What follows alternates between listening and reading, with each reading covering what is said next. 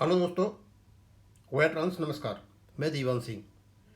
अभी माननीय supreme court ने जो डी और डी आर पर जो फैसला दिया है, जो डिस्क्रिमिनेशन का एलिगेशन लगाया है, उसके बारे में मैंने पहले वीडियो बना दिया है।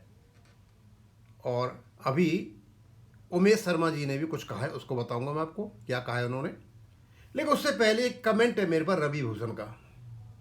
ये व्यक्ति उसी ग्रुप का है जिसका करमचंद है, एक दो और है।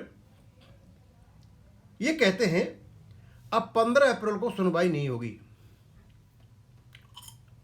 और लिखो CGI-ST को, रजिस्ट्री को। मैं लिखा था दीवान सिंह केस को बिगाड़ देंगे।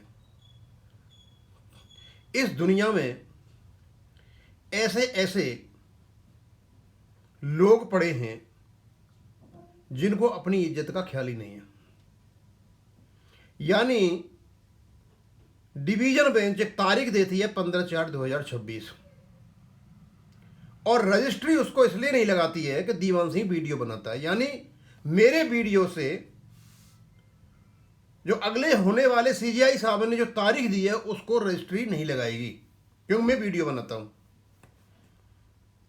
अब भैया रवि भूषण जी, इस इडियोक्रेसी का मैं क्या करूं, ऐसी मूर्खता बड़ी बातों को। मतलब हम लोग वीडियो बनाते हैं इसलिए रजिस्ट्री हमारे वीडियो पर काम करती है। आप ये कहना चाह रहे हो?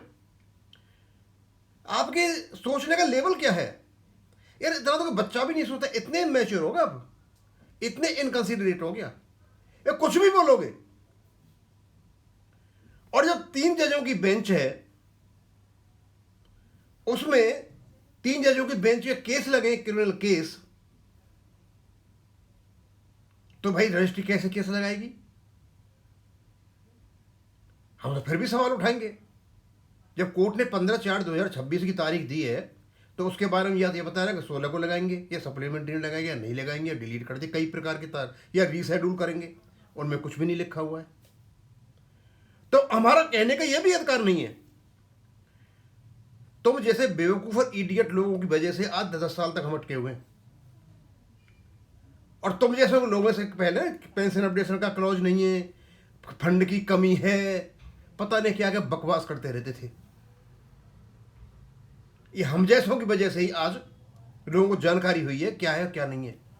अब मुझे पता नहीं तो कौन सा ग्रुप है तुम्हारा, बैंक चलम का ग्रुप है और कोई ग्रुप है, पर तुम्हारे कमेंट से इतना बता देता हूं कि तुम बुद्धिहीन व्यक्ति हो और टोटल इडियट हो।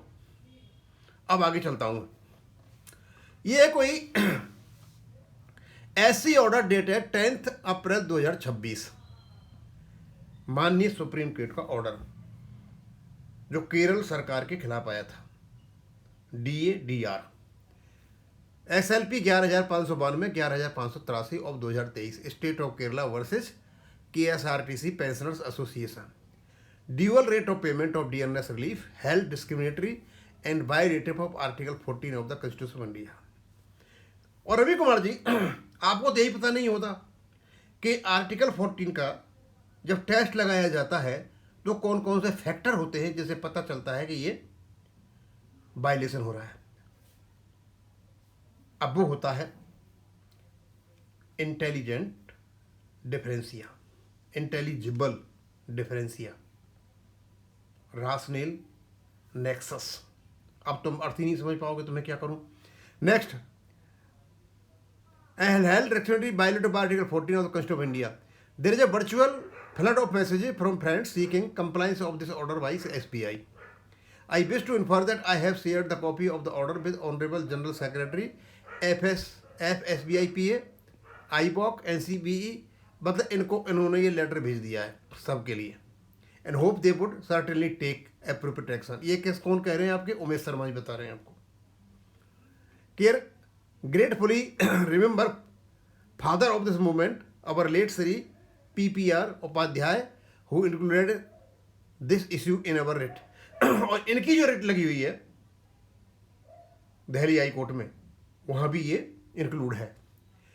As far GOP, this issue is already part of our writ petition under hearing before Delhi High Court, where we have sought uniformity, single rate of payment of DNS, relief. GOP has also raised Article 12 and 14 in our pleadings.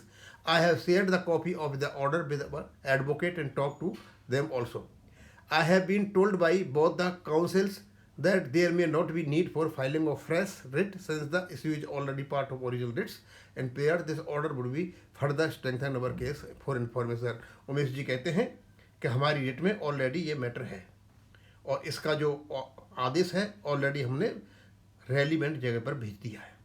दोस्तों और तो भी ज़्यादा कुछ बताऊंगा नहीं, क्योंकि जितनी भी जानकारी इधर उधर से आएगी हम आपको भेजते रहेंगे। अब आगे क्या एक्शन होता है उसका पता चल जाएगा। वैसे मैं आपको बता देना चाहता हूँ, बैंक पेंशन अपडेशन हो जाने के बाद ये जो डीए का मुद्दा है ये ऑटोमेटिकली खत्म हो जाएगा, क्योंकि आपकी बेसिक पे रिवाइज होंगी और जब बेसिक पे रिवाइज होंगी तो आपका जो वर्तमान का डीए है वो आपका ऑटोमेटिक आपको एलिजिबल हो जाएगा और जितनी भी आपकी डिस्पैरिटीज हैं वो खत्म हो जाएंगी। अब मैं यहीं खत्म करूँगा। थैंक यू, धन्यवाद।